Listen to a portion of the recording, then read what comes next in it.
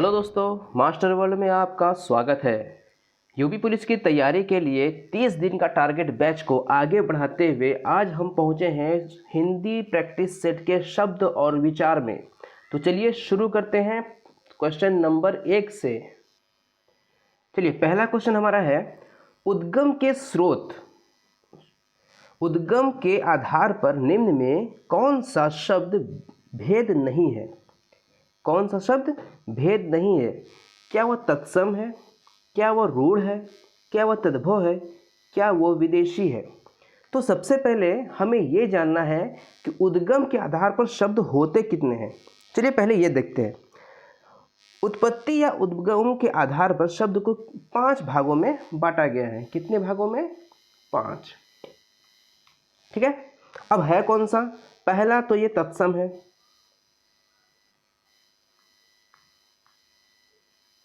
दूसरा है तद्भव,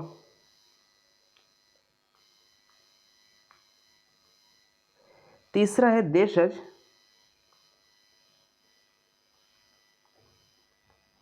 चौथा है विदेशज,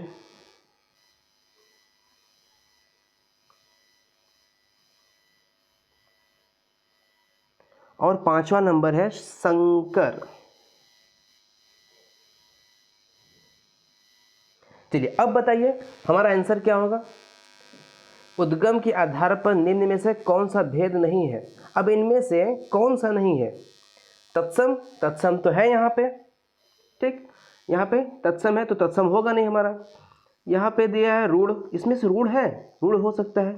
तद्भव, तद्भव भी है हमारा, तो ये भी नहीं होगा। विदेशज, यहाँ भी विदेशी है, मतलब ये भी नहीं होगा। तो आंसर बी हमारा बिल्कुल सही हो जाएगा। ठीक है। चलिए दूसरा क्वेश्चन देखते हैं। अगला क्वेश्चन हमारा है, तत्सम शब्दों का मूल स्रोत कहाँ का है? तत्सम क्या अपभ्रंश है, क्या प्राकृत है, संस्कृत है या पाली है? तो इसका ऑप्शन हो, हम जानते हैं कि संस्कृत जो है भारत में कई भाषाओं का जननी है। जैसे हिंदी हुआ, उर्दू हुआ, अपभ्रंश से जितने भी भाषाएं निकली संस्कृत से ही निकली है। प्राकृत भी संस्कृत से ही निकला है, पाली भी संस्कृत से ही निकला है। तो ये जो मूल है संस्कृत, ये क्या होगा? तत्सम। संस्कृत का जो शब्द होता है उसे कहते हैं तत्सम, और संस्कृत से जो बदल कर दूसरे शब्द में बदल जाता है उसे कहते हैं तद्भव। ठीक है। जैसे कार्य, कार्य शब्द है तत्सम, ठीक है, लेकिन काज जो है, काज, ये हो जाएगा तद्भव। ओके, तो ऑप्शन सी हमारा बिल्कुल सही हो जाएगा। ठीक है। अगला क्वेश्चन देखते हैं। तीसरा है हमारा, निम्नलिखित में कौन रूढ़ शब्द है? रूढ़ शब्द, क्या गोबर रूढ़ शब्द है, क्या चूल्हा रूढ़ शब्द है, या नाक रूढ़ शब्द है, या माली रूढ़ शब्द है? रूढ़ शब्द को पहचानने के लिए सबसे पहले हमें यह जानना होगा रूढ़ शब्द कहते किसे हैं। चलिए देखते हैं। चलिए पहले देखते हैं कि रचना के आधार पर शब्द को 3 भागों में बांटा गया है। कितने भागों में? 3 भागों में। पहला है रूढ़, ठीक है, दूसरा है यौगिक,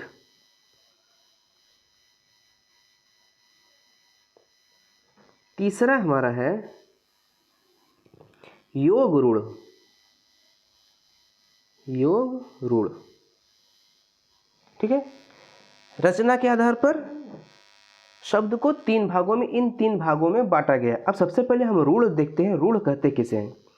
ये जो रूढ़ है, रूढ़ कहते हैं ऐसे शब्द जो किसी शब्द से ना बना हो, ना इससे कोई शब्द बना हो। जिसे अगर हम तोड़ा जाए 2-3 भागों में तो इससे कोई शब्द ना बने, उसे कहते हैं रूढ़।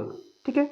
यौगिक, यौगिक कहते हैं ऐसे शब्द को जो कोई 2 शब्द मिलके बना हो। जैसे विद्या धन आलय, एक शब्द विद्या है, दूसरा आलय है, तो विद्यालय 2 शब्द मिलकर क्या बना? यौगिक बना, विद्यालय बना, तो इसे क्या कहेंगे? यौगिक कहेंगे। और तीसरा है योग रूढ़। ये हमारा योग रूढ़। योग रूढ़ का मतलब ये है कि 2 शब्द ऐसे हैं जिनका अर्थ तो है लेकिन कोई अर्थ तो है लेकिन वो सामान्य अर्थ से जब एक दूसरे से शब्द से मिलते हैं तो दोनों अपना पहले का अर्थ ही भूल जाते हैं। जैसे पंक और ज, पंकज जैसे हुआ पंकज, ठीक है। पंकज में पंख अलग शब्द है, पंक और ज अलग शब्द है, तो ये हुआ हमारा योग रूढ़, ठीक है। तो इस हिसाब से हमारा जो ऑप्शन होगा ये होगा नाक, ठीक है। ऑप्शन सी हमारा बिल्कुल सही हो जाएगा, क्योंकि ना और क में कोई अलग चीज़ नहीं है। अगला देखते हैं। चलिए अगला क्वेश्चन हमारा है, निम्नलिखित में कौन रूढ़ शब्द है। फिर आ गया रूढ़ शब्द का, क्या सलाई है, पेट है, पंकज है या उबटन है। सलाई को अगर हम तोड़ेंगे तो सलाई दो शब्द से बना है, एक है सल, ठीक है, और दूसरा है आई, ठीक है। तो ये तो रूढ़ हुआ नहीं, क्योंकि रूढ़ को हम तोड़ेंगे तो कोई मतलब निकलेगा नहीं। दूसरा शब्द है पंकज। पंकज मैंने आपको बताया कि पंख है और एक ज है, ठीक है। एक है तीसरा जो है उबटन, ये दो शब्दों से ये बना है, ये है ऊब और दूसरा है टन। लेकिन जो हमारा ये पेट है, ये पे और ट से नहीं बना है, ये अपना एक ही शब्द है, क्योंकि पे अलग हो जाएगा, टे अलग हो जाएगा, तो इसका कोई शब्द नहीं बनेगा, ठीक है। तो ऑप्शन बी हमारा बिल्कुल सही हो जाएगा, ठीक है। अगला देखते हैं। चलिए अगला क्वेश्चन हमारा है, निम्नलिखित में कौन रूढ़ शब्द है। क्या है रूढ़ शब्द। पुष्प है, पंकज है, मुदुनी है या कमल है। तो अभी मैंने आपसे बताया कि पंकज जो है हमारा क्या है, रूढ़ शब्द, योग रूढ़ शब्द है। रूढ़ शब्द नहीं बल्कि योग रूढ़ शब्द है, ठीक है। अगला देखते हैं। अगला क्वेश्चन हमारा है, निम्नलिखित में कौन योग रूढ़ शब्द है। योग रूढ़, क्या योद्धा है, क्या असुर है, क्या दशानन है या राक्षस है। तो ऑप्शन सी जो है हमारा सही हो जाएगा, क्योंकि दश आनन, ठीक है, 10 प्लस आनन मिलके बनता है दशानन, ठीक है। तो हमारा ऑप्शन सी बिल्कुल सही हो जाएगा। अगला देखते हैं। लक्ष्य का तद्भव बताइए। लक्ष्य का तद्भव क्या होगा। लाख होगा, लक्ष्य होगा या लक्ष्य होगा या लक्ष्य होगा। तो मैंने अभी आपको बताया कि तद्भव कहते किसे हैं। लक्ष्य क्या है, ये तत्सम शब्द है, ठीक है। और तत्सम शब्द का जो तद्भव बना संस्कृत शब्द से, जो बदल कर हमारे भाषाओं से, पास पड़ोस की भाषाओं से मिलकर जो शब्द बना, वो क्या बना लक्ष्य का। क्या लाख बना, लक्ष्य बना, लक्ष्य बना या लक्ष्य बना। तो ये बना है लाख। हमारा ऑप्शन ए बिल्कुल सही हो जाएगा, ठीक है। लक्ष्य का तद्भव लाख होता है। चलिए अगला क्वेश्चन देखते हैं। अब हमारा अगला है ओठ का। ओठ, ओठ का तत्सम शब्द पूछा है। तत्सम शब्द क्या होगा। तत्सम, ओठ का तत्सम क्या होगा। क्या होठ होगा, ओठ होगा, ओष्ठ होगा या अधर होगा। तो ओठ, पहले हम ये जानेंगे जो ये ओठ है ये कौन सा शब्द है। ये तद्भव शब्द है, क्योंकि हमसे तत्सम पूछ रहा है तो ये तद्भव शब्द है। तो अब तत्सम जो है इसका तत्सम होगा क्या। तो ओठ का तत्सम हो जाएगा सी हमारा ओष्ठ, ठीक है। ऑप्शन सी हमारा बिल्कुल सही हो जाएगा। चलिए अगला देखते हैं। चलिए अगला है बादल का तत्सम शब्द क्या है। बादल का तत्सम, बादल क्या है, तद्भव शब्द है। इसका तत्सम क्या होगा। मेघ होगा, घन होगा, वारिद होगा या वाष्प होगा। तो बादल का जो तत्सम होता है वो होता है वारिद, ठीक है। ऑप्शन सी हमारा बिल्कुल सही हो जाएगा। चलिए अगला देखते हैं। कंधा का तत्सम शब्द क्या होगा। कंधा का, तो क्या स्कंध होगा या स्कंद होगा। ये भी स्कंद लिखा है, ये भी स्कंद लिखा है, लेकिन अब लिखने में सही कौन सा है हमें ये देखना है। कक्षु होगा या कंधु होगा। तो स्कंद हम स्कूल कैसे लिखते हैं उसी तरह हम स्कंद भी लिखते हैं। तो ऑप्शन बी हमारा बिल्कुल सही हो जाएगा, ठीक है। अगला देखते हैं। अगला क्वेश्चन हमारा है केला का तत्सम शब्द क्या होगा। केला का तत्सम शब्द क्या होगा। फल होगा, ओलक होगा, कदली होगा या मेवा होगा। फल तो होगा नहीं, क्योंकि जितने भी फल है प्रकार के सबको मिला के फल कहा जाता है। फल किसी एक जाति का नाम तो है नहीं। मेवा भी सूखे मेवा को कहते हैं। ठीक है, तो जो ऑप्शन सी हमारा कदली सही हो जाएगा। ठीक है, अगला क्वेश्चन देखते हैं। उलूक का तद्भव शब्द क्या है। उलूक का, उलक उलक है, ओलक है, रात्रिपथ है या उल्लू है। तो उलू पर क्या है, उलूक जो है ये क्या है, तत्सम शब्द है ना, संस्कृत का शब्द है उलूक। अब इसका बदल बदल के बदला क्या, क्या ओलक हो गया या ओलक हो गया, रात्रिपथ हो गया या उल्लू हो गया। तो इसका मुझे लग रहा है ऑप्शन आंसर तो सभी लोग दे देंगे, क्योंकि रात में कौन जगता है, उल्लू। रात में उल्लू की तरह नहीं जगते। ठीक है, चलिए अगला देखते हैं। काक का तत्सम शब्द, सॉरी, काक का तद्भव शब्द क्या होगा। तद्भव शब्द, काक क्या है, तत्सम है, इसका तद्भव क्या होगा। क्या काग होगा, केका होगा, श्याम वर्ण होगा या कागा होगा। तो जो काक का तद्भव शब्द होगा वो होगा काग। ठीक है, ऑप्शन ए हमारा बिल्कुल सही हो जाएगा। चलिए अगला देखते हैं। कुम्हार का तत्सम शब्द क्या है। कुम्हार, कुंभकार का तत्सम शब्द क्या है, सॉरी, कुंभकार का तद्भव शब्द क्या है। कुंभकार, कुंभकार, क्या कुंभकार का कुंभकार ही होगा कि कुंभर होगा या कुम्हार होगा या कुम्हर होगा। तो हम लोग सभी लोग जानते हैं कुम्हार कहते किसे हैं, जो मिट्टी के बर्तन बनाते हैं उन्हीं कुम्हार कहते हैं ना। तो हमारा शब्द क्या हो गया, तद्भव कुम्हार। असल में संस्कृत शब्द जो है वो क्या है, कुंभकार। क्या है, कुंभकार से बदल बदल कर बदला कुम्हार हो गया, कुंभहार। ठीक, अगला देखते हैं। इनमें से कौन सा शब्द देशज है। काठ, गोड़, ऊंट या उल्लू। देखिए, इनमें से जो शब्द है, देशज का मतलब होता है जो हमारे देश का ही शब्द है। ठीक है, जो हमारे देश भारत से लिया गया शब्द है वो कौन सा शब्द है, क्योंकि जो संस्कृत है ये भी हमारे भारत का शब्द है नहीं, आर्य आए थे बाहर से, दूसरे देश से। तो हमारे जो देश का जो शब्द है इनमें से कौन सा है। क्या काठ है, लकड़ी की काठी वाला, ये क्या गोड़ है, क्या ऊंट है या उल्लू है। उल्लू तो अभी हमने पढ़ा क्या है, ये तद्भव शब्द है, बदल के बना है संस्कृत से, तो ये तो होगा नहीं। ऊंट जो है ये भी शब्द यहाँ का है नहीं। तो ये गोड़ जो शब्द है हमारा, गोड़, शायद ये है क्या। जी हाँ, बिल्कुल, गोड़ शब्द जो हमारा है ये हो जाएगा हमारा देशज शब्द। बाकी ये सब विदेशज शब्द है। उल्लू, ऊंट और काठ जो है ये क्या है, विदेशी शब्द है। ठीक है, अगला देखते हैं। पुलिस किस वर्ग का शब्द है, जल्दी बताइए। तत्सम है, तद्भव है, देशज है या विदेशज है। तत्सम, तद्भव, देशज या विदेशज। क्या है पुलिस।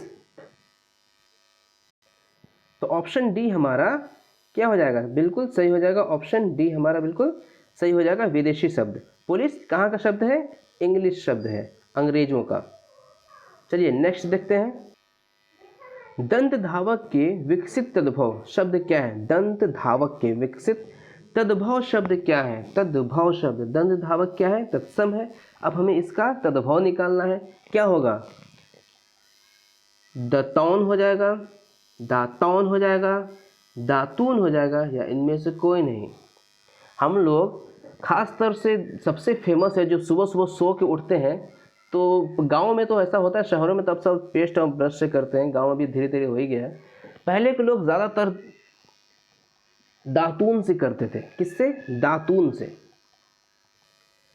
तो जो दातौन शब्द है ये हमारा बिल्कुल सही हो जाएगा, क्योंकि दातौन सही शब्द होता है, दातौन, ना कि दातून। ठीक है, दातून ना मारिएगा तो दातौन, इस चीज़ को हमेशा ध्यान दीजिएगा। चलिए अगला देखते हैं। अगला हमारा है श्यामल किस तद्भव शब्द का तत्सम रूप है। श्यामल किस तद्भव शब्द का तत्सम रूप है? सांवला का है, सामले का है, समालू का है या संभल है? जो लड़का या लड़की काला होता है उसे क्या कहते हैं? सांवला कहते हैं। क्या कहते हैं? सांवला। तो ऑप्शन ए हमारा बिल्कुल सही हो जाएगा। ठीक है, अगला देखते हैं। विष्टा का तद्भव शब्द क्या होगा? विष्टा, विष होगा, विष होगा, विष्टि होगा या वीट होगा? तो विष्टा का तद्भव जो शब्द है वो क्या होगा? वीट होगा, वीट। ठीक है, अगला देखते हैं। योग रूढ़ शब्द का अर्थ क्या होगा? योग रूढ़ शब्द का अर्थ क्या होगा? अभी मैंने आपको बताया, जिसमें कोई रूप परिवर्तन ना हो उसे तो क्या कहेंगे? रूढ़ कहेंगे। जिसमें कोई परिवर्तन ना हो, जिसका अर्थ निश्चित हो, ये भी सही नहीं है। जिसकी कोई व्युत्पत्ति ज्ञात ना हो, ये भी सही नहीं है। जो सामान्य अर्थ को छोड़कर परंपरागत अर्थ बताए। ठीक है, योग रूढ़ दो शब्दों से मिलकर बना होता है। पहला शब्द और दूसरा शब्द जब मिलकर बनते हैं तो क्या बनता है? योग रूढ़ कहते हैं उसे। तो ऑप्शन डी जो हमारा है बिल्कुल सही हो जाएगा। जब दोनों शब्द आपस में मिलते हैं तो दोनों अपना परंपरागत जो अर्थ है उसको भूलकर एक नए अर्थ का शुरुआत करते हैं, उसे योग रूढ़ कहते हैं। ठीक है, अगला चलते हैं। अब आया हमारा शब्द किसे कहते हैं? शब्द किसे कहते हैं?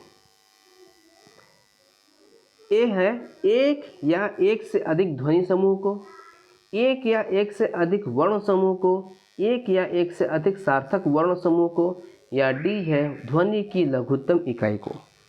किसे कहते हैं? तो ऑप्शन जो सी हमारा है, एक या एक से अधिक सार्थक वर्ण समूह को शब्द कहते हैं। जब कई वर्ण आपस में मिलते हैं तो क्या बनते हैं?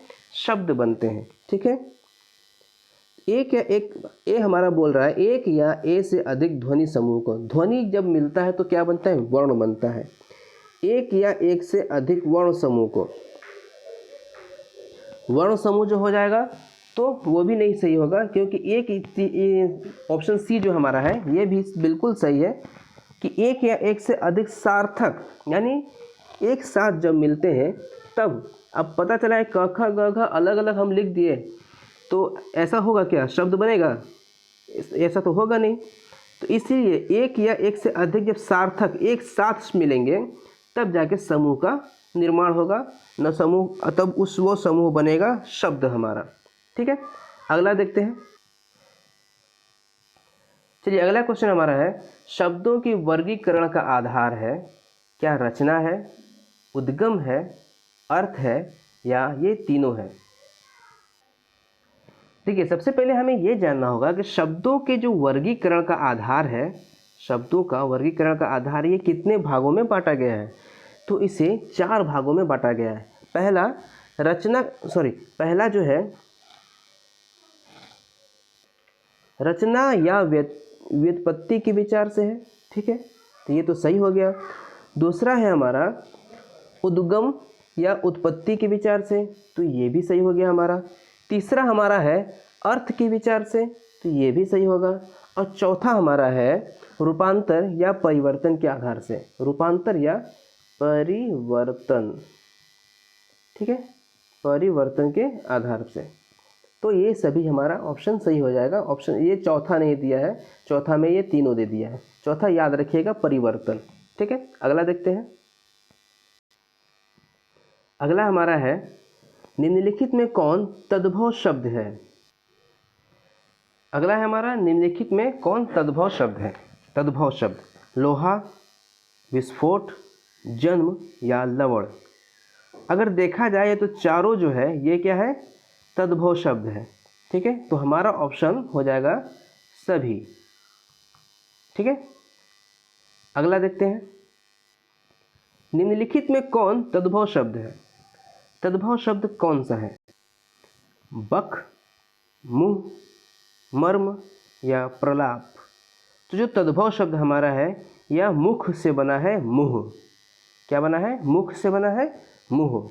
ठीक है, अगला देखते हैं। निम्नलिखित में कौन तद्भव शब्द है?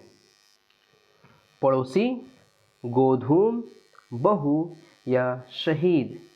तो जो तद्भव शब्द है वो क्या है, बहु। ऑप्शन सी हमारा सही हो जाएगा। चलिए अगला देखते हैं। अगला हमारा है निम्नलिखित में कौन तद्भव शब्द है। कौन सा तद्भव शब्द है। गुलाम तद्भव शब्द है, गृह तद्भव शब्द है, एला तद्भव शब्द है, या बादल तद्भव शब्द है। इन चारों में से कौन सा तद्भव शब्द है, जल्दी बताइए।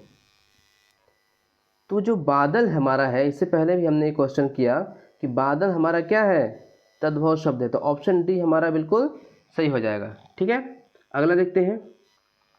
अगला क्वेश्चन हमारा है निम्नलिखित में कौन सा शब्द विषम संयोजक शब्द है। ठीक है, रस्सी तद्भव है, सरकारी फारसी है, लीची तुर्की है, या पुरोहित तत्सम है।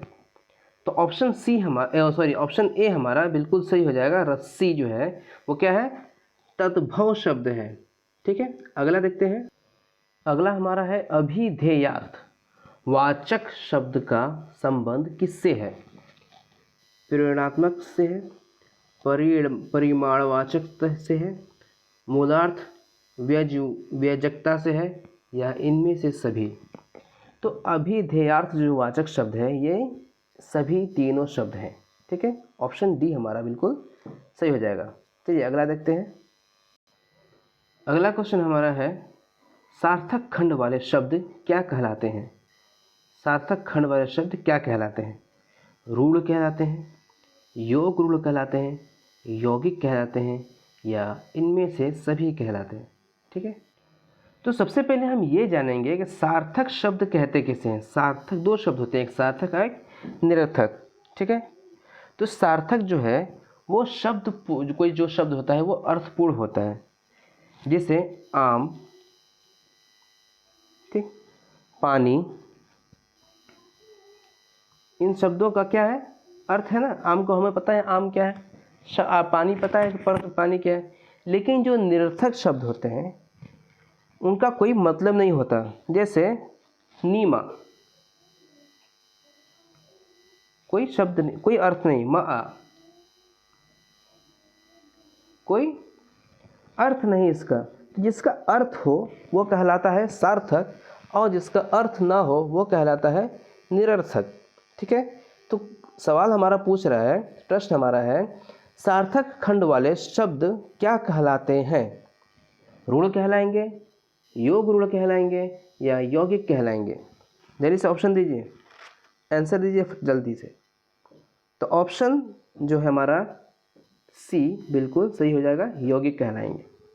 ठीक है, अगला क्वेश्चन हमारा है इनमें अव्यय कौन है। अव्यय कौन है, चलिए ऑप्शन देखते हैं। ऑप्शन ए हमारा है सजल, धीरे धीरे, पतित, या सुंदर। ठीक है, तो ऑप्शन बी हमारा जो है ये सही हो जाएगा, धीरे धीरे। अव्यय शब्द हमारा है धीरे धीरे। ठीक है, चलिए अगला देखते हैं। अगला हमारा है पत्र में, पहले की जो लोग पत्र लिखते थे उसके लिए, पत्र में अपने से बड़े के लिए संबोधन शब्द क्या है। संबोधन शब्द क्या है। ठीक है, प्रिय है, प्रिय किसे कहेंगे, अब जो अपने से बड़ा है उसे प्रिय कहेंगे, बिल्कुल नहीं। श्रद्धेय है, हाँ ये हो सकता है। चिरंजीवी है, बिल्कुल नहीं। आयुष्मान है, ये भी नहीं कहेंगे। तो ऑप्शन जो है हमारा बी सही हो जाएगा, श्रद्धेय। अपने से बड़े को पत्र में श्रद्धेय लिखते हैं। ठीक है, अगला क्वेश्चन हमारा है जब हम पत्र लिखते हैं तो पत्र में अपरिचित, जो लोग अपरिचित हैं उनको किस से संबोधन करते हैं। प्रिय महोदय से करते हैं, आदरणीय से कहते हैं, श्रीमान से कहते हैं, या इनमें से कोई नहीं। तो जो अपरिचित लोग हैं उनको ख़ास तौर से, हालांकि इस्तेमाल तो ये तीनों हो सकता है, ठीक है, लेकिन जो ख़ास तौर से लिखा जाता है स्पेशली तौर पे वो होता है प्रिय महोदय। ठीक है, ऑप्शन हमेशा ध्यान दीजिएगा, प्रिय महोदय। चलिए अगला देखते हैं। चलिए अगला हमारा है सदा शब्द क्या है। ठीक है, सदा शब्द क्या है। अव्यय है, संज्ञा है, विशेषण है, या सर्वनाम है। तो जो सदा शब्द है, सदा को हम तोड़ सकते हैं क्या, नहीं ना, तो क्या हुआ हमारा अव्यय हुआ। ठीक है, अगला देखते हैं। निम्नलिखित में अव्यय का कौन सा भेद नहीं है? कौन सा भेद नहीं है, इस पे हमेशा ध्यान दीजिएगा, है या नहीं है। ठीक है, चलिए ऑप्शन देखते हैं। विचारादिबोधक, भावादिबोधक, समुच्चय बोधक या संबंध बोधक।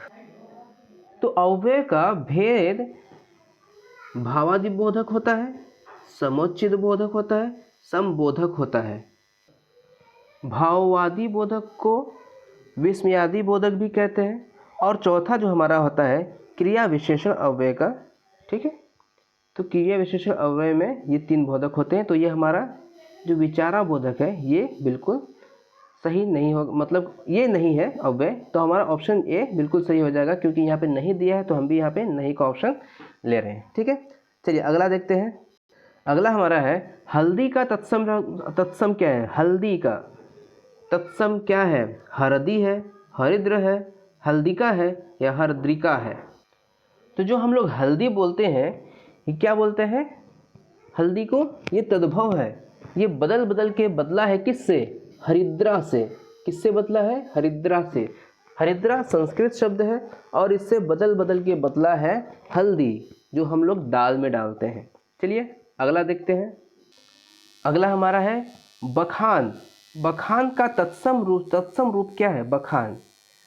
बखान क्या है? एक तद्भव शब्द है। इसका तत्सम क्या है? वर्णन होगा, उल्लेख होगा, व्याख्यान होगा या व्याख्याता होगा। तो बखान का जो तत्सम रूप है वो क्या है? व्याख्यान है। हम भी आजकल एग्जाम में व्याख्यान के बारे में बहुत सारा पढ़ते हैं। ठीक है, तो व्याख्यान जो है ये तत्सम रूप है और इसका तद्भव जो शब्द है बखान है। ये भी पूछ सकता है, क्योंकि हमें व्याख्यान तो पता है लेकिन बखान नहीं पता, तो ये एग्जाम में पूछ देगा कि ये तो तत्सम है, इसका तद्भव, व्याख्यान का तद्भव क्या होगा? तो व्याख्यान का तद्भव जो होगा बखान होगा। ठीक है, अगला देखते हैं हम लोग। अगला हमारा है निम्नलिखित तत्सम तद्भव में कौन सा विकल्प अशुद्ध है? शुद्ध नहीं पूछ रहे, अशुद्ध है। ठीक है, चलिए देखते हैं। नृत्य का नाच होता है, बिल्कुल सही है, नृत्य का नाच होता ही है। श्रृंगार का श्रृंगार होता है, ये भी सही है। चक्षु का आँख होता है, क्या सही है क्या? चक्षु का आँख, ये तो पर्यायवाची हो गया ना। दधी का दही होता है, ये भी सही है। तो ऑप्शन जो सी हमारा है ये क्या होगा? ऑप्शन सी बिल्कुल सही हो जाएगा, क्योंकि अशुद्ध पूछा है तो अशुद्ध यहाँ पे यही होगा। चक्षु का आँख नहीं होगा, आँख और शब्द है और चक्षु अलग शब्द है। ठीक है, चलिए अगला हमारा है कौन सा शब्द तद्भव नहीं है? ठीक है, इस चीज़ को हमेशा ध्यान दीजिएगा, तद्भव नहीं है। क्या वो गोमय है या घोड़ा है या चोंच है या ऊँट है? तो ऑप्शन हमारा सही हो जाएगा गोमय। बाकी जो शब्द है घोड़ा भी तद्भव है, ऊँट भी तद्भव है, चोंच भी तद्भव है। ठीक है, चलिए अगला देखते हैं। अगला हमारा है निम्नलिखित में कौन सा शब्द तद्भव है? तद्भव है, यहाँ पे नहीं पूछा है, तद्भव है। चलिए देखते हैं। मधुप है, मधुकर है, भ्रमर है या भंवरा है? कौन सा होगा? जल्दी से ऑप्शन, जल्दी से कमेंट करिए। तो तद्भव जो हमारा है क्या होगा? भंवरा। क्या होगा? भंवरा। ऑप्शन डी हमारा बिल्कुल सही हो जाएगा। ठीक है, अगला देखते हैं। गेहूं का तत्सम शब्द क्या है? गेहूं का तत्सम शब्द क्या है? गोधूम है, गेहूं है, गोहूम है या गोधूम है? ठीक है, तो ऑप्शन ए हमारा बिल्कुल सही हो जाएगा, गोधूम। गेहूं का शब्द तत्सम शब्द है क्या है? गोधूम है। ठीक है, हमेशा ध्यान दीजिएगा इस बात का। गेहूं तद्भव शब्द है, गेहूं क्या है? तद्भव शब्द। इसका तत्सम शब्द है गोधूम, जो हम लोग गेहूं बो के काटते हैं ना, वही वाला। चलिए अगला देखते हैं। कौन सा शब्द तत्सम नहीं है? कौन सा शब्द तत्सम नहीं है? धृत, अंतिम, दुध या आंसू? आंसू शब्द जो है वो तत्सम शब्द नहीं है। ठीक है, ऑप्शन डी हमारा बिल्कुल सही हो जाएगा। आंसू एक क्या है? तद्भव शब्द है। चलिए अगला देखते हैं। निम्नलिखित में कौन सा तत्सम शब्द है? कौन सा शब्द तत्सम है? सिंह है, विवाह है, डंडा है या फिर छेद है? तो ऑप्शन बी हमारा बिल्कुल सही हो जाएगा। विवाह जो है तत्सम शब्द है और इसका तद्भव शब्द होता है बियाह। ठीक है, अगला देखते हैं। निम्नलिखित में कौन सा तत्सम शब्द है? ऊन, उत्साह, उपास या उल्लास? तो तत्सम शब्द है उल्लास। ठीक है, आज का क्लास हमारा यहीं तक था। अगर आपको कोई परेशानी है तो हमें ज़रूर कमेंट करें। कुछ समझ में नहीं आ रहा तो आप ज़रूर कमेंट करें। हमारा नंबर है 7081517696। ठीक है, इस नंबर पे हमारा इस ग्रुप भी चलता है इस चैनल का, तो आप इसे ज्वाइन भी हो सकते हैं। चलिए मिलते हैं नेक्स्ट क्लास में। अब तक आपने हमारे चैनल को सब्सक्राइब नहीं किया है तो जल्दी से सब्सक्राइब कर लें और बेल आइकन को दबा लें ताकि हमारा हर नोटिफिकेशन आपको पहुंचे, हर क्लास सबसे पहले आप देखें। ठीक है, मिलते हैं नेक्स्ट क्लास में, तब तक के लिए गुड बाय।